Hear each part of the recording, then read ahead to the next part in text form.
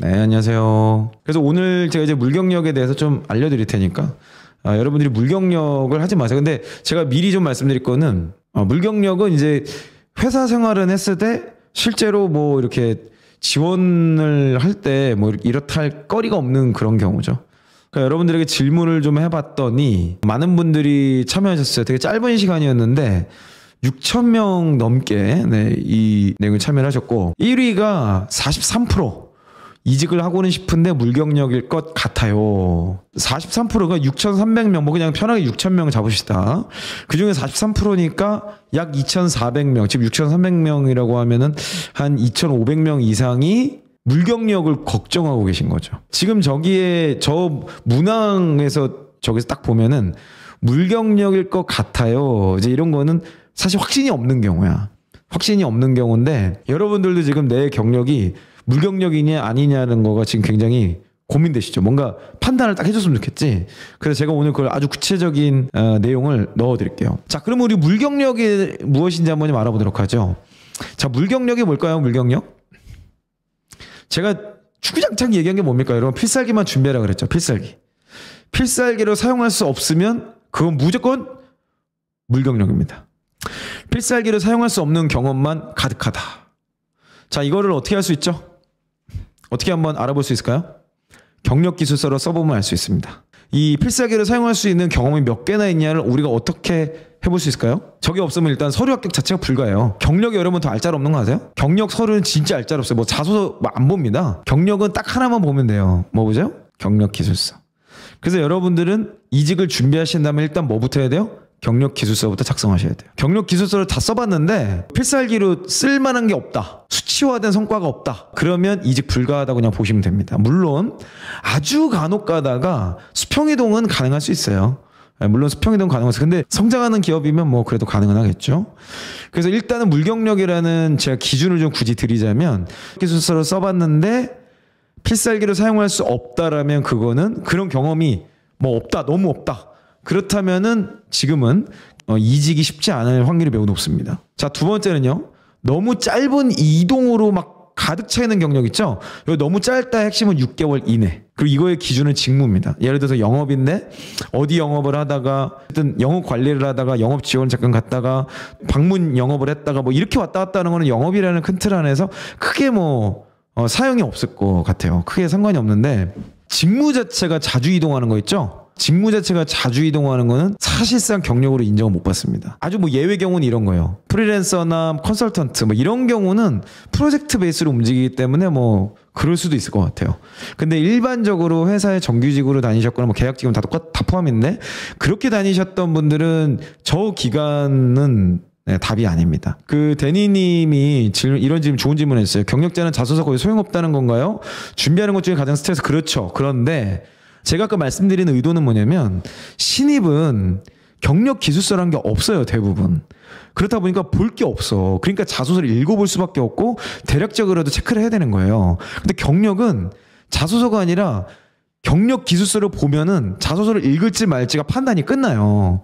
그러니까 경력 기술서만 딱 보고 이 사람 자소서를 볼 필요도 없네. 그러면 더 이상 프로세스를 안 가는 거예요. 바로 탈락인 거예요. 그러니까 자소서가 안 중요하다는 게 아니라 더 중요한 게 경력기술서라는 거지. 자, 요 경우는요. 제가 봤을 때 6개월 이내 직무가 바뀌었다. 그거는 제가 보기엔 좀 크리티컬합니다. 크리티컬해서 아마도 서류 합격 보류가 아니라 아마도 서류에서 떨어질 확률이 매우 높아요. 근데 예를 들어서 경력이 되게 길다. 그러면 조금 얘기가 다르죠. 예를 들면 경력이 10년이에요. 총 경력이 10년인데 7년 정도는 한 개 직무를 쭉 했어. 근데 막판에 한 2, 3년을 막 직무가 막 왔다 갔다 왔다 갔다 그러면 저는 면접까지는 볼 수 있을 것 같아요. 그 예전에 했던 직무를 봤을 때. 근데 최근에 했던 직무로 면접을 본다라면 아마도 떨어질 확률이 높은 거죠. 그러니까 경력은 좀 케이스 바이 케이스가 굉장히 많아요.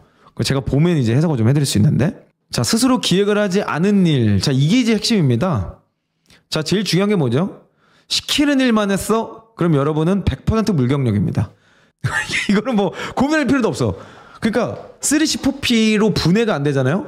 그럼 그냥 여러분 경험은 물경력으로 보면 돼. 그러니까 이거는 이제 더 이상 그 여러분 생신입 아니잖아요. 아니 진짜 경험이 없는 신입분들은 3C, 4P 어려워하는 거 나 이해해. 그럴 수 있어. 그러니까 제가 계속 제가 설명을 드리는 거예요. 요렇게 해결하면 된다. 요렇게 해석하면 된다. 요렇게 하자. 제가 그렇게 말씀드리는데, 아니, 경력직 분들 체인지업 이직 세션 오세요. 그때 같이 씁니다. 그때 양식까지 다 같이 할 테니까 글로 오세요.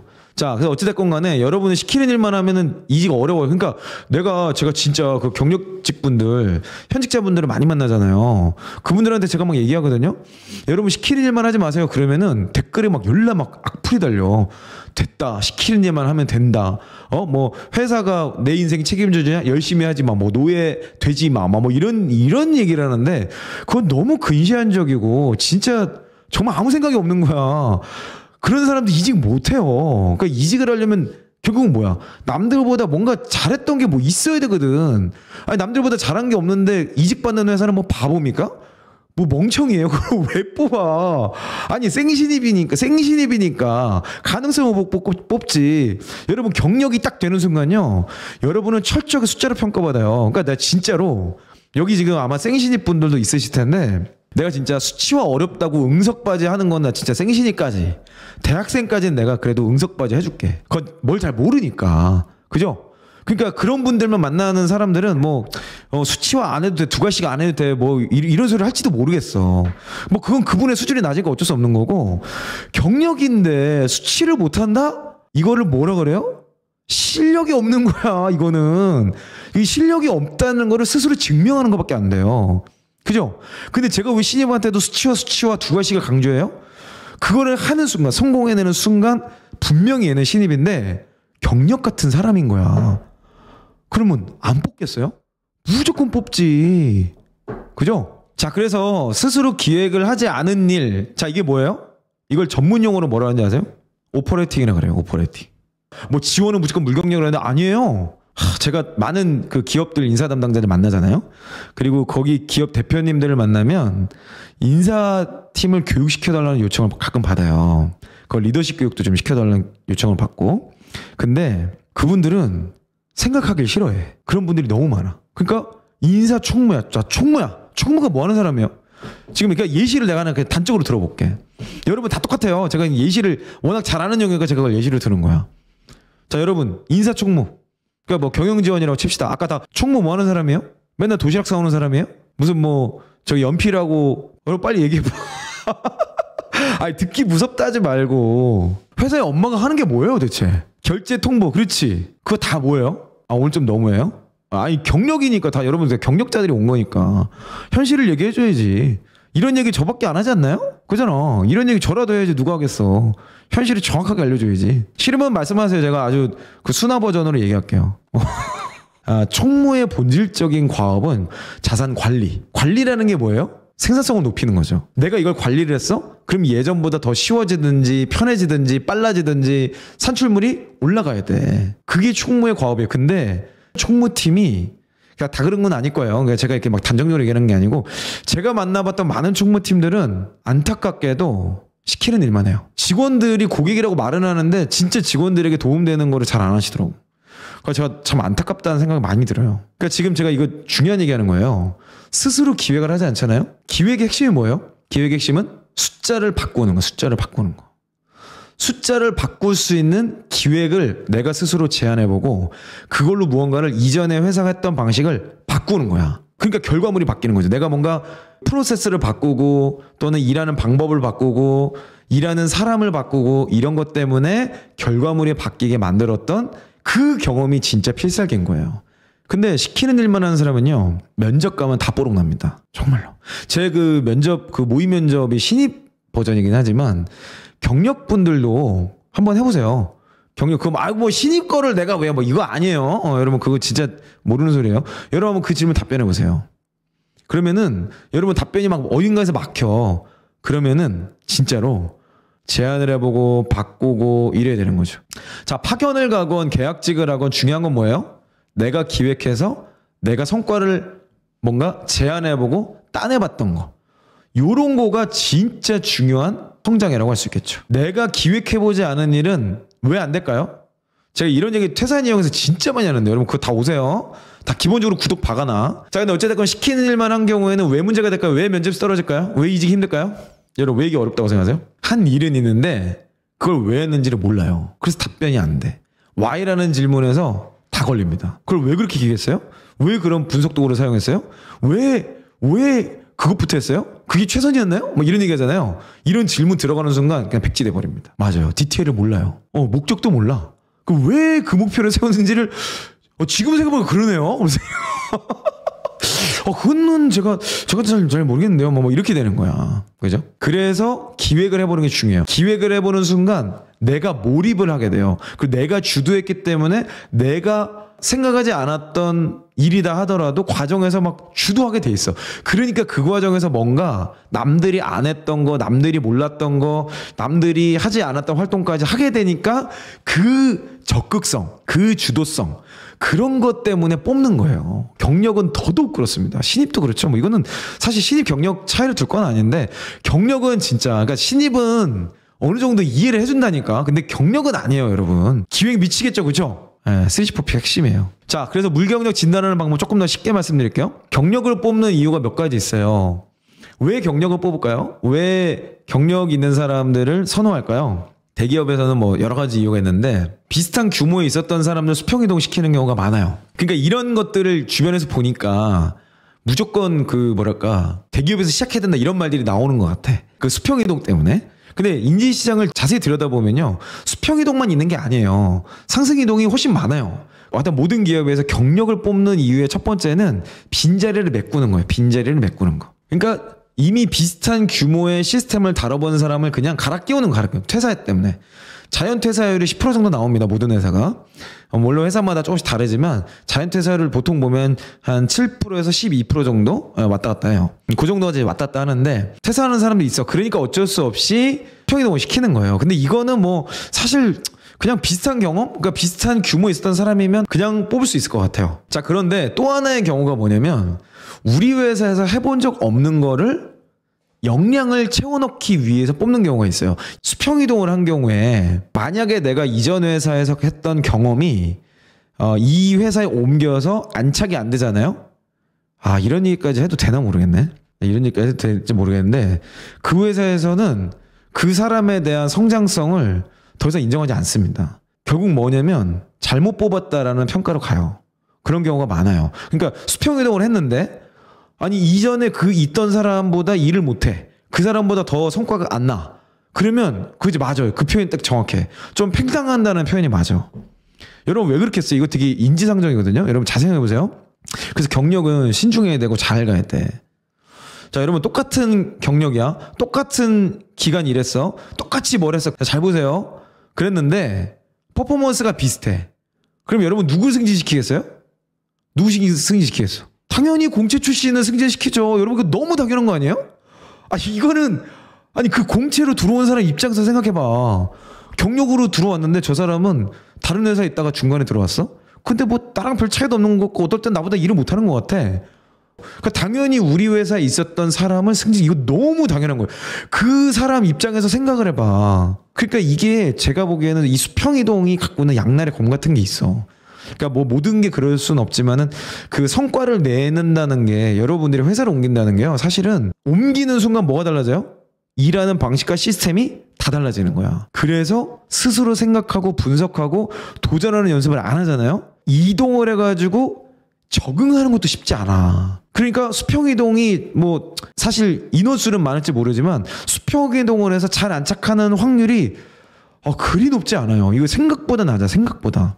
그래서 여러분들 아마 이거는 제가 나중에 숫자를 한번 좀 증명을 해서 보여드릴게요. 근데 아마 제 예측이 맞을 거예요. 왜냐면 제가 너무 많은 사람들 보고 있으니까. 자, 그래서 물경력 진단하는 방법 제가 아주 간략하게 설명드릴게요. 첫 번째, 잦은 이직. 아까 제가 저 프로 유목로 아까 제가 말씀드렸죠? 유목로들이 이래, 유목로들. 프로 유목로. 자, 근데 이게 왜 프로 유목로가 물경력인 줄 아세요? 제가 이미 다 여러분께 설명을 드렸어. 근데 왜 프로 유목로를 다른 회사 안 뽑을까요? 이 사람이 이동을 했는데 거기서 적응을 못해서 또 이동했구나. 그러니까 최근 3년 내 2곳 이상. 그러니까 뭐 1년 또는 1년 반, 뭐 한 군데 2년, 한 군데 1년 뭐 이런 경우를 얘기하는 거예요. 그래도 최소한 2년 정도는 그 자리에 계시는 게 좋습니다. 또 옮길까봐가 아니야. 또 옮길까봐도 물론 있지만, 그러니까 또 나갈까봐보다 더 중요한 건 뭐냐면 우리 회사에서도 적응을 못할까봐. 이게 더 정확한 표현이에요. 우리 회사에서도 성과를 못 낼까봐. 경력은 있고 기간은 있는데 연봉도 높고 나이도 있는데 또 적응 못할까 봐. 예, 그래서 아마도 2년 이상도 유목론도 봅니다. 근데 저는 이제 최소 조건을 얘기하는 거예요. 최소 2년 이하가 되면은 프로 유목론을 볼 확률이 매우 높습니다. IT가 계속 옮기면서 연봉 튀기는 사람이 있죠. 저는 근데 뭐 모두가 그럴 수는 없을 것 같고, 그러니까 그 경우는 뭐 모든 직무 다 가능해요. 영업도 그렇고요. 영업이야말로 진짜 가면서 막 연봉 튀깁니다. 인사도 그래요. 그런 사람도 많아요. 주변에 제가 그런 사람 본 적 있어요. 근데 그 사람들은 다 뭐가 있냐? 화려한 필살기가 있습니다. 그러니까 화려한 필살기가 있으면 전혀 상관없어요. 이거는 제가 아주 일반적인 얘기를 하는 거예요. 대부분의 여러분들이 경험할 수 있는 그런 것들을 얘기하는 거예요. 그 IT가 왜 그게 가능해요? IT는 일 자체가 프로젝트 베이스로 운영되기 때문에 그래요. 그러니까 기간이 정해져 있어요. 그 안에 결과물을 무조건 내게 돼 있어요. 그러니까 6개월을 해도 필살기가 만들어져. 근데 우리가 대부분의 일하는 사람들이 프로젝트로 일하는 방식을 안 하기 때문에 그래서 이게 경험이 안 나오는 거예요. 그렇지. 포트폴리오 이런 게 만들어지니까 마케팅도 당연히 가능하죠. 인재시장 보면 그런 분들 진짜 많아요. 자, 두 번째, 최근 성과가 없는 경우, 성과를 설명 못하는 그런 경우입니다. 최근 성과가 없어. 그러니까 한때 잘 나갔던 거야. 한때 잘 나갔던 사람으로밖에 안 보여. 저기서 최근이라고 하면은 한 2년 전, 최근 2년. 자, 왜 이게 중요하죠? 왜 최근 성과가 중요할까요? 사람의 적용성과 학습력을 보는 거예요. 그러니까 이 사람이 계속 그 일을 해왔다면 당연히 성과가 점점 늘어야 되는데 성과가 늘지 않고 있고 최근에 뭔가 안 좋은 일 때문에 이직을 했구나라고까지 생각할 수 있는 그런 여지가 좀 있어요. 일을 한때 잘했어. 근데 어딘가에서 삐끗을 한 거야. 그러니까 이렇게 해석할 여지가 있다는 거예요. 뭐 다 그렇다는 건 아닌데 최근에 뭔가 어디가 삐끗했어. 그래서 회사에서 삐딱선을 타고 제대로 일도 안 하고 몰입도 못했어. 그리고서는 막 그냥 이러고 있다가 이제는 그냥 에라씨 그러고 이직을 하는 거구나. 이렇게 생각할 아주 크리티컬한 포인트가 있다는 거지. 그리고 또 하나는 최근에 되게 많은 변화가 있었잖아요. 최근은 더더욱 그래요.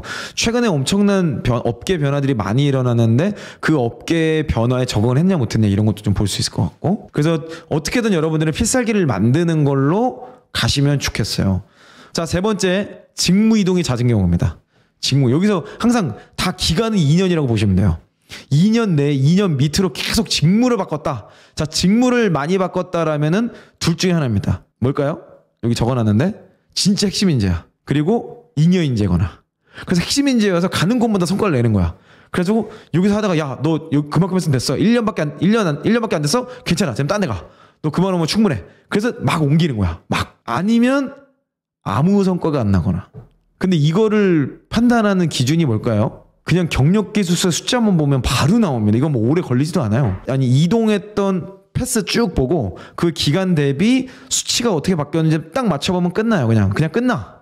여기서 말하는 직무 이동은요, 회사 내에서를 얘기하는 겁니다. 회사를 옮기면서 업종 변경한 경우는 좀 예외예요. 근데 그것도 잦은 이직에 해당될 수 있으니까 저걸로 체크해봐야겠죠. 그러니까 최근 성과가 직무 이동, 최근 성과는 뭐 그 회사 내일 수도 있고 뭐 이직하는 모든 것들을 고려했을 수도 있고 뭐 그런데 저 직무 이동은 같은 회사 내에서, 동일 회사 내에서 되는 거. 자, 마지막으로 뭐 이거는 조금 케이스가 다양하진 않지만은 승진 자체가 느렸을 때, 이거는 뭐 일반적으로 뭐 이게 뭐 회사마다 다 다르고 산업마다 다르지만 그래도 5년 차면 대리, 그리고 뭐 한 7에서 10년 차면 과장, 뭐 이런 게 있어요. 아무리 그래도. 그리고 요즘에는 직급 이름을 다 바꾸죠. 그래서 뭐 무슨 뭐 프로, 무슨 매니저 꿨어, 일부러. 그거를 좀 이렇게 티 안 나게 하려고. 근데 결국은 여러분 그 연봉 계약 해보신 분들 다 알죠? 연봉 계약 할 때 인사팀이 뭐라고 설명해줘요? 그거 그냥 알려주잖아. 저희는 프로라고 하는데요, 이게 차장급이에요. 우리는 책임이라고 하는데 그게 과장급이에요. 이렇게 알려주잖아. 그죠? 그러니까 아직 통용되는 그 기준이란 게 있어. 연차와 업계 평균이란 게 있어. 그 말은 뭐냐면 느린 승진이 예를 들면 이런 거예요. 7년 차인데 아직 뭐 사원이라거나 주임이다. 아니 이제 막 5년 차. 당연히 대리급이 됐어야 됐는데 뭔가 좀 지금 안 맞아. 또는 10년 차인데 아직도 대리야. 이런 경우는 지금 뭔가 이 사람은 회사 안에서 적응을 못했거나 의사소통이 잘 안 되거나 팀워크를 뭔가 결여된 그런 게 아닌가 이렇게 생각하기에 굉장히 충분한, 그게 이제 물경력인 거예요. 회사 내에서 이제 굉장히 성과를 냈다라면 승진이 느렸을 리가 없죠.